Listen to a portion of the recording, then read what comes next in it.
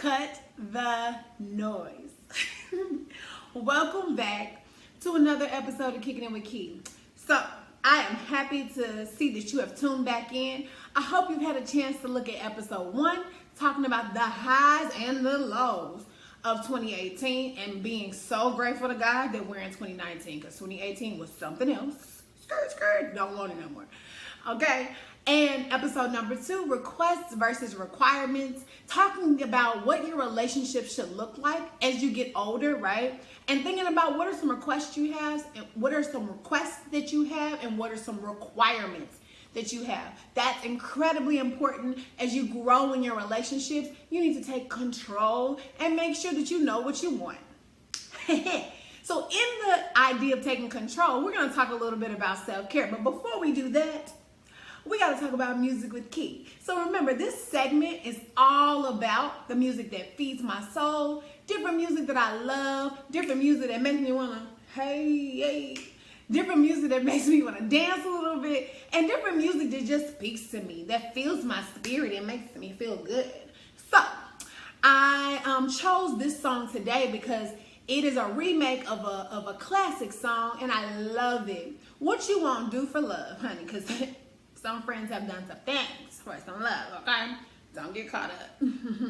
Anyway, What You Won't Do for Love by a great group from the 90s, Boyz II Men. And who doesn't love them? Like,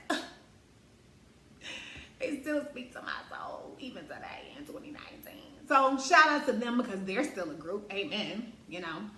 And it's a lot of groups coming back from the 90s and the 2000s. Shout out to Escape, B2K, you know, Belle de Bow. Like, a lot of groups are coming back and being ready to, like, you know, get back out there. So it's pretty cool. Some revamps are good, some are not. We'll just see how some of them go. But I'm enjoying the resurgence of music and all this wonderful stuff. It also, this song that I played also features MC Lyte, who I love so much. Like, come on, y'all. She's one of the best women MCs still out there.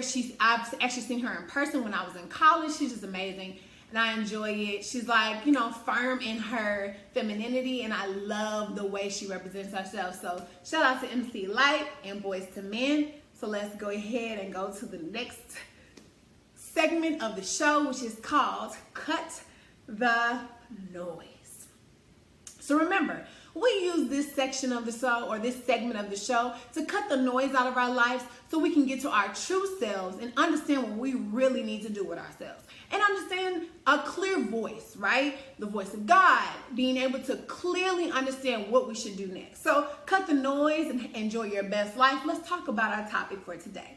So for Cut the Noise today, we're going to be talking about self-care. Now, I know what you're thinking. Key, you've already talked about self-care. Key, everybody always talks about self-care. Key, why do you keep talking about self-care? Because it's you. You need it. Come on, y'all. Why do you think that self-care is such a big topic? Because people are finally realizing they got to put themselves first. Before you can serve, help, love, fill up anybody else, you have to be completely full so that you can spill over that love into other people. So in my first intro episode about self-care, I talked about this woman who talks, I watched this quick clip on Facebook about this woman who talks about something called saucer love, where you fill yourself up so much, your cup is full, that it starts to overflow into the saucer. And the love that's in your cup is all for you, and that saucer love, the stuff that spills over, that overflow, is for other people. And we got to get to a space where we reserve the overflow for other people, but we reserve that wonderful, important love that's in our cup just for us first. Because I promise you, if you dedicate time to yourself, then eventually other people will be able to benefit from your love, your joy, your happiness. But if you can't do that, you'll begin to resent people. I'm telling you, if you will resent people if you are not able to really serve yourself before you start giving to them. So, but I don't want to get into that too much. What I want to get into is 3 practical tips for practicing self-care. Now, I gotta be honest with you. Self-care is not cookie cutter. And a lot of people tend to think that. They think that you can get a face mask, go to a spa day, take a bath with some Epsom salt, put some essential oils on your skin, and boom, you're practicing self-care. The real work of self-care is the inside. You choosing to put yourself first in a world that tells you that, especially as a woman, that's not okay to do, right? And when I say put yourself first, it doesn't mean negate responsibilities. It doesn't mean don't take care of the people that you love. It just means that you must set aside something every day. Yes, I said every day. Think it's a game, queen or king. Hey, kings out there. Anyway, seriously, you must set aside at least 5 minutes every day for you. So I'm going to speak to Key today, if you don't mind. So, I know y'all don't want to admit that you have a problem with this, but I'll admit that I do. I'm always running around for other people. And then when it's time to take care of me, I'm like, oh, but I'm being selfish. I don't want to be so. No, it's time to be a little selfish, right? And I don't see it as being selfish if you're taking care of yourself. Because I'm not good to you if I'm not good to me. If I don't know how to love me, how you going to love me? Anyway, let me not get too far into that because I could go on for days. Anyway, 3 practical tips for practicing self-care. Tip number 1. Tip number 1 is to have a morning and night ritual. So a ritual, I know you're thinking like, that sounds real, like kind of, no, it sounds like a lot. A ritual is literally a practice. Anything that you practice becomes ritual, just like habits. Anything that you practice becomes a ritual. So if every day you wake up at 5:30 and you read a devotional and you drink water and you take a long shower and then you get dressed and then you eat, that becomes a ritual. Anything that you practice regularly becomes a ritual. So I would like to project to put out into the world that it's really important for you to have a morning and a night ritual. Why? Okay, great. I'm glad you asked. For people like me that need kind of a schedule, and even for people that are more spontaneous, this ritual gives you something every day, and it gives you a planned time to spend time with yourself, to check in with you, to ask yourself some questions, but to also recenter yourself. Because we go so hard for our 9 to 5s that sometimes we forget that we need to step back and just think about, how am I mentally feeling? How am I feeling emotionally? How's my body? How's my spirit today? Have I talked to God? Have I had a chance to check in on myself? Because what will happen is you get into the routine of getting up, hurry up and getting dressed, going to work, coming home, going to sleep. And to be honest, I don't want to live my life that way.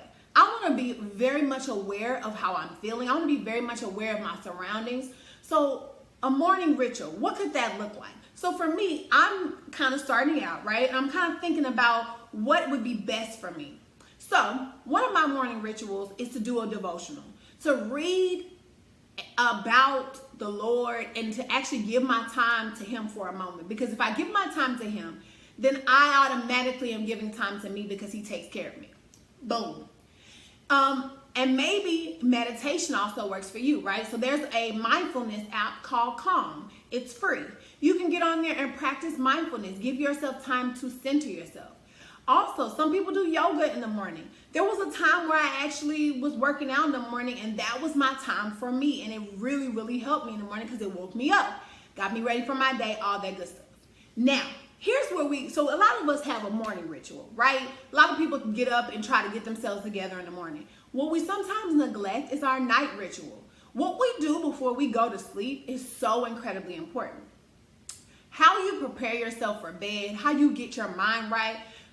Some people choose to stay off social media the last 30 minutes before they go to sleep, the last hour before they go to sleep, because it helps you just kind of clear your mind and it helps you sleep a little bit better.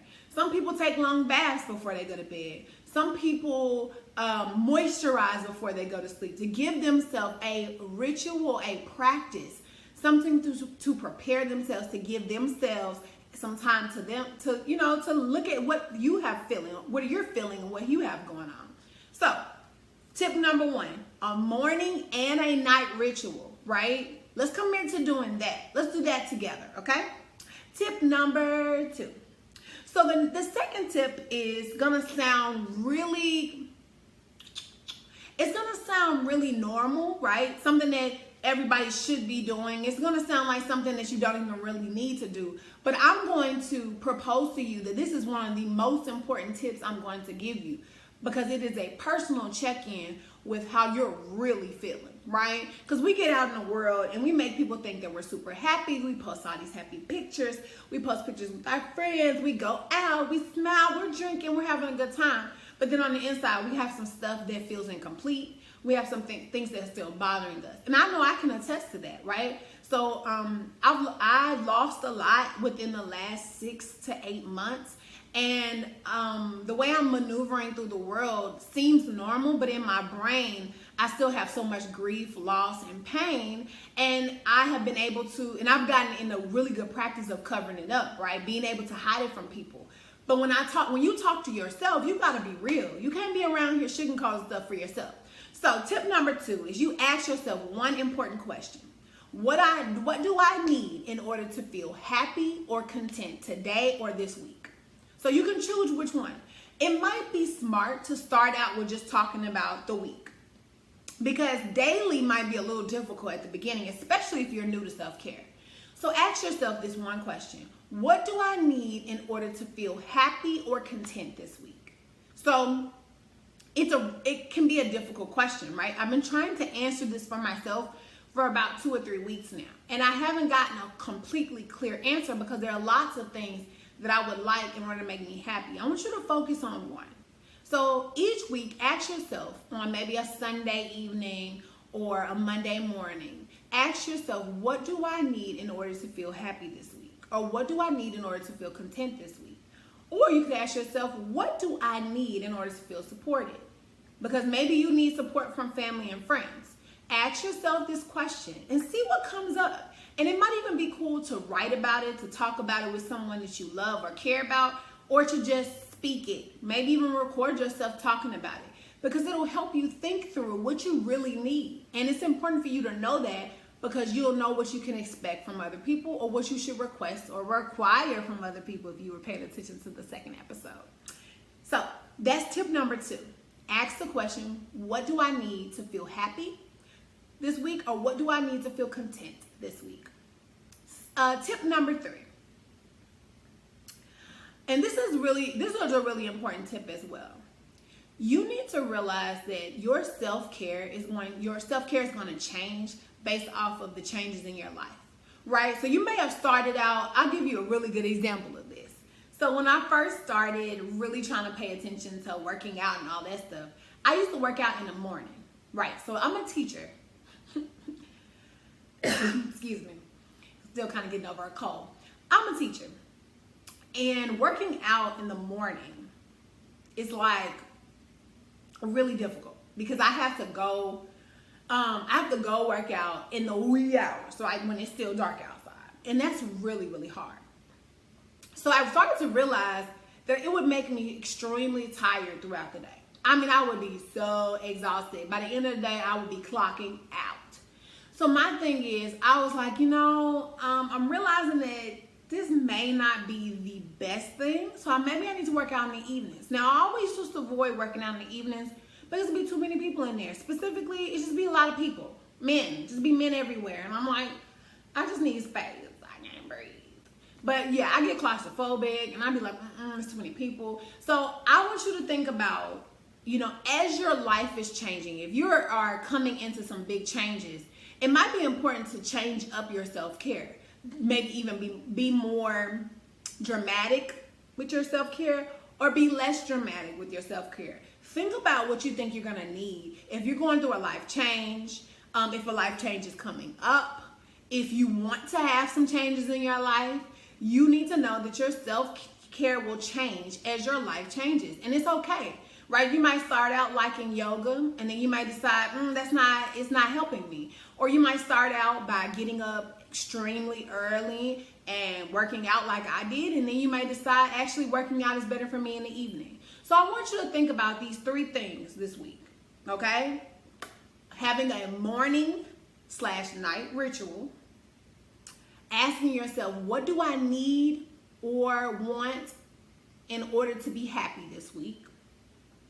And number 3, understanding that your self-care will change as your life changes.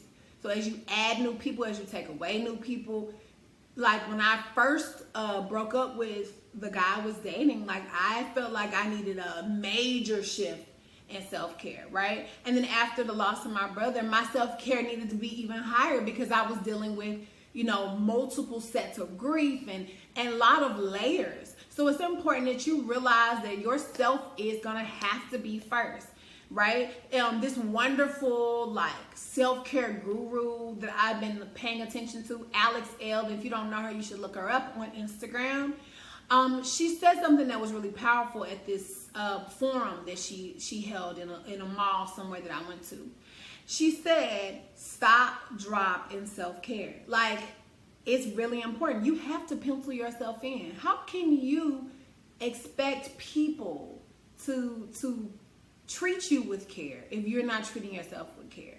And I know people should just do it because it's the right thing to do, but the reality is people are not going to do that. So step up, take care of you, and let's move on to the dedication. Yeah, I like that. I know you do.